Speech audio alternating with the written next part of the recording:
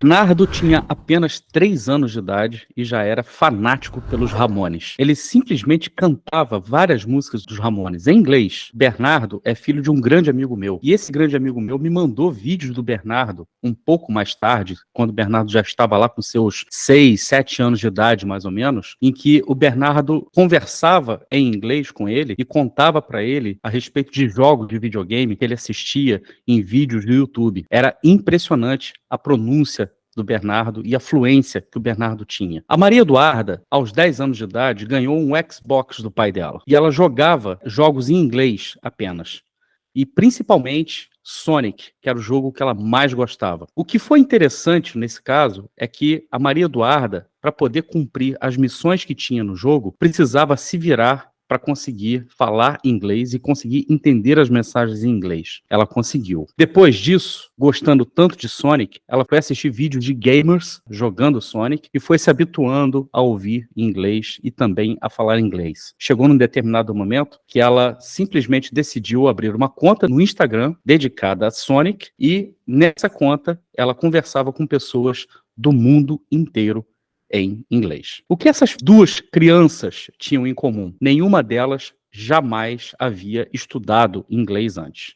Elas simplesmente tiveram contato com a língua porque elas queriam fazer coisas que elas gostavam e, para isso, a língua era necessária e elas deram o seu jeito de conseguir aprender a falar. Na verdade, essas duas histórias, para mim, são extremamente significativas, porque são duas pessoas muito próximas de mim. E também se parece muito com a minha história com a língua inglesa. Eu tinha apenas 7 anos quando eu me deparei com um álbum de John Lennon. Eu era apaixonado por esse álbum, ouvi esse álbum o dia inteiro e gostava de praticamente todas as músicas. Era uma época que eu já estava sendo alfabetizado. E uma coisa muito interessante, esse álbum tinha dentro dele o encarte com as letras. Vocês vão se lembrar que muitos álbuns vinham com encartes, né, com as letras das músicas. Eu estava aprendendo a ler em português e, a partir desse momento, comecei também a cantar e também ler em inglês sem que ninguém me ensinasse aquilo ali. Na verdade, eu gosto de dizer para as pessoas que foi o John Lennon que me ensinou. O que é interessante nesse caso é que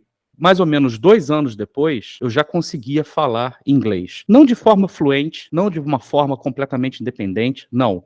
Mas já conseguia me comunicar em inglês. Por volta dos 10, 11 anos de idade, aí sim, eu já estava falando inglês com uma certa fluência. Foi aí, então, que eu fui pisar numa escola de inglês pela primeira vez na vida. Na verdade, existe um senso comum de que começar a aprender o idioma quando criança traz muitas vantagens, sobretudo na parte mecânica da língua. Diz respeito à pronúncia, às vezes também o sotaque, que tem algumas influências também, obviamente tem influências sociais, históricas, mas também se tornou senso comum durante muito tempo de que quando a gente ficava adulto, era muito mais difícil aprender. Na verdade, isso caiu por terra. Existe uma outra coisa que a gente precisa levar em consideração, que eu, o Bernardo e a Maria Eduarda temos em comum, ou tínhamos em comum quando crianças. O inglês, para a gente, não era o nosso objetivo. O inglês era apenas um meio pelo qual a gente acessava as coisas que nos emocionavam, que nos faziam felizes, as coisas que nos traziam realizações. O que interessava pra gente era saber cantar a música, era conseguir passar de fase no jogo. O que interessava pra gente era conseguir falar com outras pessoas nas redes sociais. Eu vou fazer um parênteses aqui rapidinho, porque eu levei muita desvantagem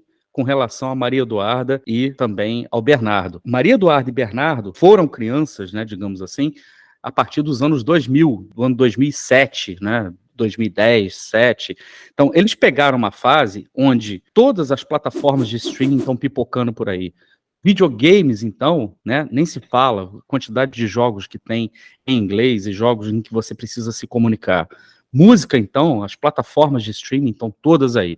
Na minha época era muito mais difícil acessar tudo isso. Primeiro que não tinha streaming, né? Se a gente quisesse ver um filme, por exemplo, em inglês, a gente tinha que ir no cinema. E assim mesmo, a gente ia para lá para ler as legendas, quando muitas vezes também a gente ia para o cinema para ver filme dublado. Na verdade, as escolas de inglês, para a gente, pelo menos na minha geração, para as crianças da minha geração, eram os lugares onde o inglês estava concentrado, e se você quisesse ter acesso à língua, era lá que você precisava ir para conseguir se desenvolver, a não ser que você fosse exceção à regra, né, como foi o meu caso, e também eu conheço hoje em dia pessoas que reportam a mesma situação e que também passaram pelo mesmo processo que eu, sem precisar pisar numa escola de inglês, pelo menos até a adolescência. Ou seja, não é a língua em si que faz a diferença, mas sim as experiências que você tem através do contato com a língua, que através dessas experiências você acessa suas emoções, produz boas memórias e, consequentemente, também produz um arcabouço linguístico muito melhor. E é por isso que aprender inglês na fase adulta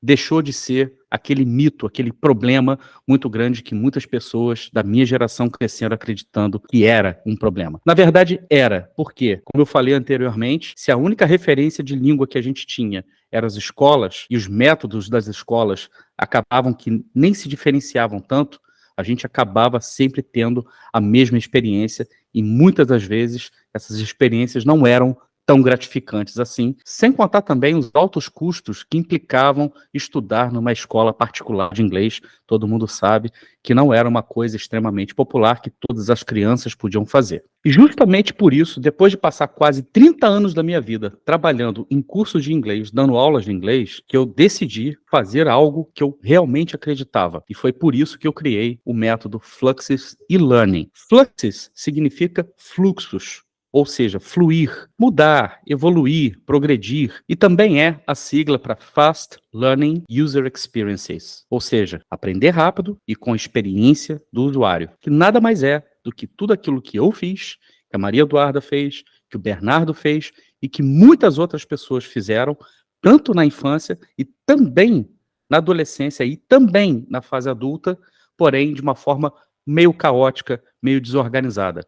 O que eu resolvi fazer foi organizar, colocar tudo dentro de um sistema para que você tenha muito mais facilidade para aprender o inglês e também aprender com confiança e se tornando independente de uma forma mais rápida. Se você quiser saber mais sobre o método Fluxus e-Learning, se inscreva aqui no meu canal, o canal do Társilo Delfim, e também me siga nas redes sociais. Nos próximos vídeos, eu vou dar mais dicas de como funciona o método Fluxus e-Learning e fique ligado que tem novidades vindo aí.